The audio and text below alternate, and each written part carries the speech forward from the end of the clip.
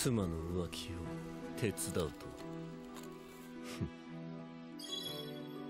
After my last anime video on Shiki went really well, I was recommended on Twitter to watch another anime just called Shiki. A similar name, but an entirely different show. While the last anime I talked about had to do with robots, justice, and duality, this one has to do with vampire survival and belonging. Quick shout out to my friend Kennedy, who recommended this anime to me. She said it was one of her favorite animes of all time ever, and she's seen a lot of fucking anime. She also does a ton of really cool anime videos over on her channel Redbard, and you should definitely check them out. A link to those will be in the description below. So let's get right into it. There are many people who just don't fit in. You might experience this in school, in a group of new people you just met, at the workplace, at home, or in your own town. It can be as small as hanging out with your friends, but they're all talking about sports for an hour while you have zero idea what the fuck they're even talking about. But you can even experience this with your family at home. Let's say you really like art and you want to study and practice and someday become a professional artist. But your family all works on fixing cars, and pretty much expects you to do the same, and give up on your silly dream of drawing cartoons and just face reality. We've all been there in some way, some more than others. And in the quiet village of Sotoba, that's how everyone feels, including its new residents who feed on the blood of the villagers at night. Shiki, or Corpse Demon, is a mystery horror anime about a village whose residents start mysteriously dying after a family moves into a newly built mansion in the middle of the night. While there's some really twisted and cool scenes of the show, it's not just about vampires and fighting vampires. It's largely about the finality of death and being an outcast. More so being an outcast in more ways than one. Even the sound and the music the show plays at times does very well to paint this picture. And the show uses vampires to portray this idea very well of not belonging, since they're a cursed race of undead humans believed to be literally forsaken by God himself. The show starts off focusing on a girl who never fit in with the village despite being born and raised in it. Right from her appearance, you can tell she doesn't belong in the country and wants desperately to escape this dull life she's trapped in. When the villagers say the new European-style mansion being built is very out of place, she feels personally insulted because the way they feel about the mansion is the same way they must feel about her. She isn't accepted as who she is by the villagers, just like how the mansion is viewed as weird by them. So right off the first episode, before any of the mysteries even started, we're given sprinkles of the show's themes. She daydreams about entering the mansion and being adopted into their family, and her dream in a way does become a reality, but not how she expects. This show implements a wide range of character stories like this to portray this constant feeling and theme of outlandishness. There's one character who's a middle child and grew up feeling spoiled at first, but then neglected and spiteful when his younger cousin came to live with them. So he's desperate for attention and doesn't know how to convey his thoughts and emotions without everyone hating him. Even when he's slowly dying in his room, his family is too focused on his younger cousin to notice. But even when he later becomes a vampire, or Shiki as this show calls them, he's still an outcast even to his new race. Another character is a constant disappointment to his father and is beaten constantly. When he later becomes a Shiki, the father doesn't hesitate to kill him all over again. In case you didn't notice yet, this anime loves to show desperately what characters want and then absolutely deny them it. And you might think that's not satisfying to watch, but it's kind of similar to the appeal of Game of Thrones. You learn pretty quickly that just really wanting something and being a key character in a show absolutely doesn't mean you're entitled to it. And then some characters start off fine, but later develop to become out of place than where they should be. For instance, the village doctor. At first he was so focused on saving lives, but then later he performs horrifying experiments on his vampire wife and incites the entire village to go on a vampire hunting spree. When confronted with the new mysterious threat of the Shiki, the doctor deems them to be like an infection and says that they should all be hunted before it spreads too far. So he believes the best way to save people is to kill the Shiki. Though, as his monk friend points out, the Shiki aren't that different from how they were before they died. That monk, by the way, actually becomes close friends with the Shiki, despite being a holy man and the Shiki being unholy creatures. He understands that the Shiki are just doing what they can to survive. So the monk, who you'd think would be with the villagers in their vampire hunting, finds himself an outcast of the other humans and helping the Shiki. And these kind of opposites that develop there really interest me. I don't watch a lot of horror movies because I hate the ones we have here in the West. They're all the same kind of ghost jump scare bait that does nothing for me, and never makes sense when they try to make sense of it. But I give horror mystery animes a try sometimes because they have a nice mystery feeling going for a while. Usually they also end up falling apart when they try to make sense of it though, but that's only because they end up basing the whole show on the mystery. One example I have of this is Occultic 9. I loved the premise premise, the mystery, the aesthetic, and some of the science in that show. But the anime ran into problems when it tried to explain some supernatural things with science. All Occulting 9 had going for it was its mystery, which is solved pretty quickly. And then the ending was some of the weirdest ass-backwards fucking scientific excuse for how to plot armor the main cast I've ever seen. But that's a whole different rant for a different time. Luckily, Shiki is not just its mystery. In fact, even when they figure out it's vampires that's killing everyone, and then they find out their weaknesses, the show then becomes a drama about the vampires and the villagers. The Shiki moved into this quiet village and planned to slowly eat and convert its population until they'd fully taken over. But the villagers start finding out about this, and they try to find out more about the Shiki while trying to convince everyone that they exist and also trying to not be killed by them. People in this show slowly watch as their entire family dies one by one and go insane. And it's really cool to me how they show this off, because as weird as the idea of vampires slowly invading a village can be, this show does it in a way that feels almost realistic. As in, all the reactions to the events going on all seem like they would actually happen. People would go insane if everyone around them was slowly dying. People would want to go on a massive riot if they found out hordes of vampires existed in their own town. If this were any other horror show, I would have expected when the villagers found out about the vampires that they'd be terrified, and that a couple main characters would have to break into the castle and confront some final vampire boss. And then when the head vampire dies, the show would do some bullshit where apparently once the main vampire dies, the rest do too. So all the villagers would have just been scared and hid while the spiky, multicolored haired protagonist stormed the castle and saved the day. Instead, we're given a story that shows the villagers are terrified, but that they also want to defend themselves and revenge. So they go on a massive hunt and riot. Most are driven mad by their revenge, really, which is exactly what would happen if you found out these guys have been killing all of your friends and family. The ending is very bittersweet and kind of leaves you wondering who the real antagonists were. On the one hand, the vampires were killing the villagers. On the other hand, the vampires had to do so they could survive. It's not like the Shiki wanted to become what they were, and they very well couldn't coexist with humans knowing that they have to consume them to survive. But at the same time, they don't want to die, just like humans don't want to die. So despite all their killings, once they start being hunted, the Shiki are terrified. They know they aren't meant to be in this world anymore, but that doesn't make the finality of death any less scary. The show even makes it a point to say that death is terrible for anyone. It isn't especially terrible if it's someone young or old, good or evil, because in the end it's all the same. Nothing matters when the time comes. Death is final, it means the end of times, and that's terrifying for everyone and everything, even if you think they deserve it. And that message is made clear in the show. It goes from watching villagers terrified of a mysterious illness to Shiki begging for their lives and desperately trying to escape the village. It was a fantastic anime that actually had me thinking a little more than I'd like to about my own mortality. I mean, I'm not a religious man myself, so to me, death really is final. And it doesn't matter when we die. It could be 40 years from now or tomorrow. In the end, it's all terrible. And if you ask me, when a show with fucking vampires can make me think about these things and actually feel despair about it, it's a pretty fucking good show. So yeah, speaking of existential dread, this is the part where I promote my Patreon. For even just $1 in support on there, you can help me live. Little known fact, I'm actually a subspecies of vampire, and I need to eat mozzarella sticks in order to survive, but those cost money, so support my videos and quite literally my life. Currently, I'm still at $0 on there, so I don't think I'm gonna last long. So if I suddenly stop making videos, just know that you've killed me, you monster. You've killed me. You did this! And that's all for now. So follow me on Twitter, follow me on Twitch, follow me in life, and I'll talk to you all later.